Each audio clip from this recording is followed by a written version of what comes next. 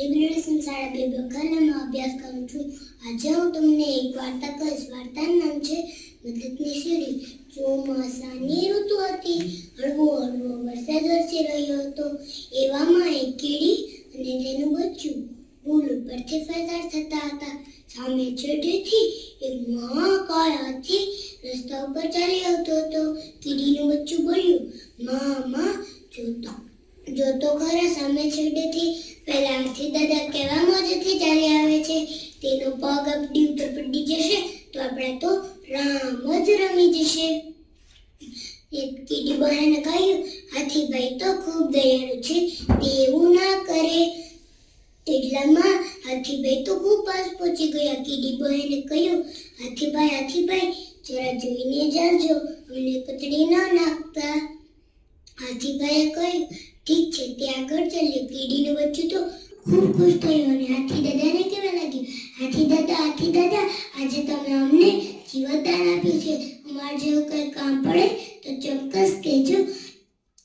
હાથી તો મનમાં હસવા લાગ્યો કે આ આવડી અમથી કીડી તે મને શું મદદરૂપ થઈ છે. તે વિચારતા તે આગળ ચાલ્યા. રસ્તા ઉપર બેઠેલા કાચિંડા સામે હાથીનો ઝઘડો થયો. કાચિંડે હાથીની પૂંછડી પકડી તેની પીઠ ઉપર ચડી અને કાનમાં ઘૂસી ગયો અને બળકા મારવા લાગ્યો. હાથીના કાનની હાલત જખમી થઈ ગઈ. તે ત્યાં બેભાન થઈ ગયા.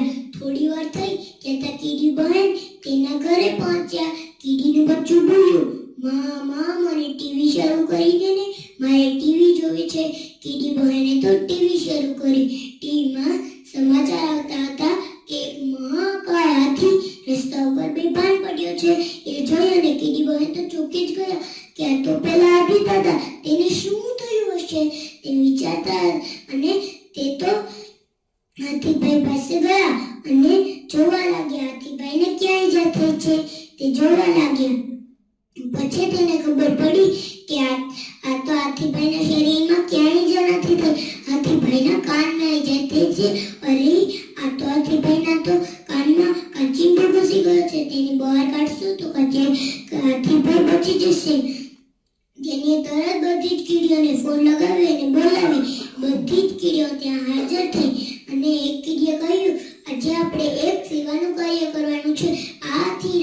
હાથીના કાનમાં એક કાચિંડો ઘૂસી ગયો. તેને બહાર કાઢશું તો હાથીભાઈ બચી જશે. તે સાંભળી અને બધી જ કીડીઓ એક એક કરી અને હાથીના કાનમાં ઘૂસી ગઈ અને કાચીડાને બટકા ભરવા લાગી. ઓચિંતો હુમલો થયો તેથી કાચીડો ત્યાં બેભાન થઈ ગયો. એક કીડી ઊંચા અવાજે બોલી, 1 2 3 4 કાઢ્યો કોને બહાર, કાચીડાને કાઢ્યો બહાર. તો ગાતા બધી જ કીડીઓ જોર લગાવી અને કાચીડાને બહાર કાઢ્યો. થોડી વાર થઈ ત્યાં હાથીભાઈ ભાનમાં આવી ગયા અને બધી જ કીડીઓને જોઈ ખુશ થઈને તેઓ પડવા લાગ્યા. કીડી તું મદદની સીડી, કીડી તું મદદની સીડી, કાચીડાની સામે બાત કે તો ભીડી, કાચીડાની સામે બાત કે તો ભીડી. તેઓ ગીત ગાતા બધી જ કીડીઓનો આભાર માન્યો, ખાધું પીધું ને મોજ કરી. આ વાર્તા પરથી આપણે એ શીખ મળે છે કે આપણે કોઈને નાનું કે મોટું ના સમજવું જોઈએ અને આપણે બધાની મદદ કરવી